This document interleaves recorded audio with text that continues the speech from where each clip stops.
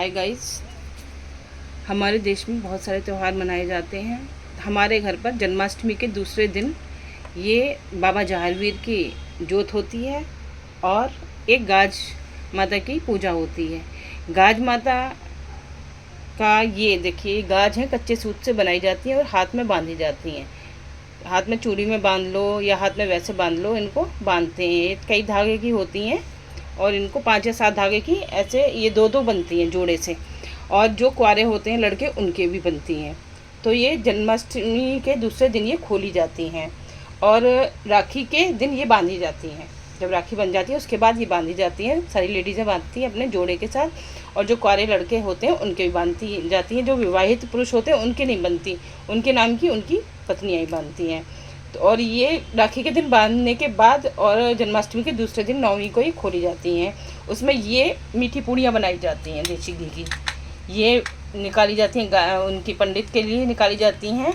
और ये और इसी तरीके की कन्या ये तो कन्या को दी जाती हैं। और इसी तरीके की दो जो अपने गाज बांधते हैं उनको दी जाती हैं। ये शर्त ये होती है कि मीठी पूड़ियाँ बिना अचार और बिना सब्जी के खाई जाती हैं। ये देखिए हमारे भगवान जी का मंदिर ये है। ये हमारी नर्मदा माता जी हैं और ये भोले बाबा हैं, ये नादिया बाबा हैं, छोटके से गणपति जी हैं और इसमें भी गणपति जी रखे हुए हैं, देखिए। तो और इसकी कहानी शॉर्ट में मैं आपको बता देती हूँ। गाज की जो है, एक राजा थे, उनकी रानी ने एक बार गाज ली थी, क्योंकि जो ब्राह्मण लोग होते थे वो ब्राह्मणी कही जाती थी। कोई ब्राह्मणी गाज लेके जा रही थी भादों के महीने में। ये कहते कि भादों गड़ जा, और ब्राह्मणी गाज लेके निकली। तो रानी बोली इससे क्या होगा कि इससे सारी मनोकामनाएं पूर्ण होती हैं।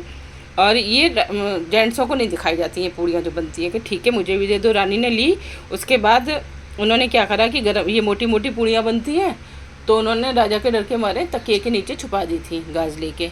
गाज बांधी और फिर राजा के अपने बेड में तकिए के नीचे छुपा दी। राजा आए तो उन्होंने देखा गरम गरम क्या, उन्होंने देखा ये क्या चीज़ है। तो फिर उन्होंने कही अरे तुम इतनी कोमल हो, रानी हो, तुम ये सब कुछ खाओगी। उन्होंने उठा के वो कुत्ते बिल्लियों को डाल दी।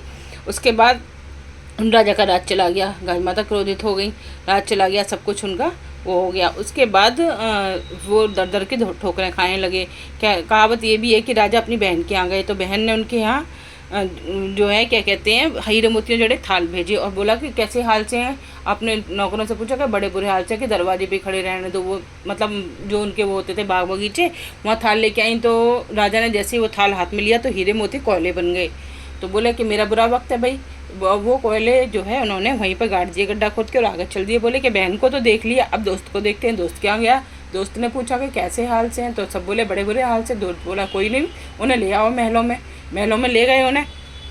फिर उनका पूरा सत्कार करा। उन्होंने देखा कि एक खुंटी पर हार टंगा हुआ था और खुंटी ने वो हार निगल लिया पूरा, जैसे कि कहावत है। अब उसकी रानी ने उन पर चोरी का इल्ज़ाम लगा दिया। बोले चलते हैं फिर यहाँ से भी चोरी का इल्ज़ाम लग गया। वह गए एक तेली के यहाँ पे वो काम करने लगे। राजा बैल से वो तेल निकालते और रानी उनके घर का काम करती थी। जैसी गाज आई फिर वो जो है ब्राह्मणी गाज लेके निकली और फिर रानी ने उनसे गाज मांगी। बोली मैं नहीं दूंगी तुम्हें। कि क्यों? कि तुमने पहले ही अपमान करा है, पहले अपमान के कारण तुम यहाँ आ गए हो, इस हालत में हो, अब आगे क्या होगा। उन्होंने गाज देने से मना कर दिया। तो फिर रानी ने क्या करा, जो पहले चादर थी बिछाने ओढ़ने की उनकी, उसमें से उन्होंने धागे निकाले और इस तरीके से गाज बांध ली। गाज बांधी, पूरा काम करा। फिर उन्होंने 9वीं वाले दिन तेली से कहा कि आज मुझे देसी घी दे देना, तेल मत देना, और गेहूँ का आटा देना।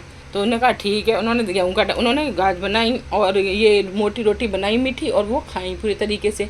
फिर उनका सैनिकों ने ढूंढते हुए आ गए। उनका राजपाट फिर से उन्हें वापस मिल गया शत्रु राजा से। फिर वो लौटते हैं, फिर अपने दोस्त के आ गए, देखा कि हार खुंटी पे रखा है।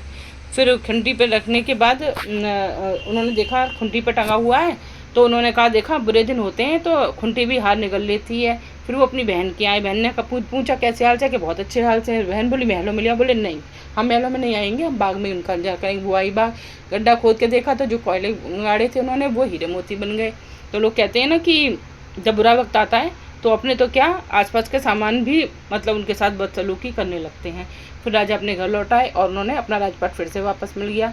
तो ऐसे ही जैसे गाज माता ने उन सबको दोबारा से वापस दिया, ऐसे ही भगवान सबकी मनोकामना पूरी करें। सबको लंबी उम्र दें, सबके सब कार्य संपन्न करें।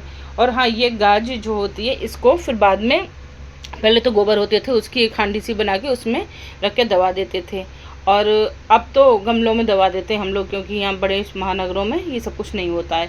और वो जो समा के बाल होते हैं ना, जो बालें होती हैं हरी बालें, उनको हाथ में लेके कहानी सुनते हैं, लेकिन वो यहाँ पे नहीं मिलने के कारण इस तरीके से हाथ में समा के चावल लेकर के, कोई इसको सामक के चावल भी बोलते हैं, कहानी सुनते हैं।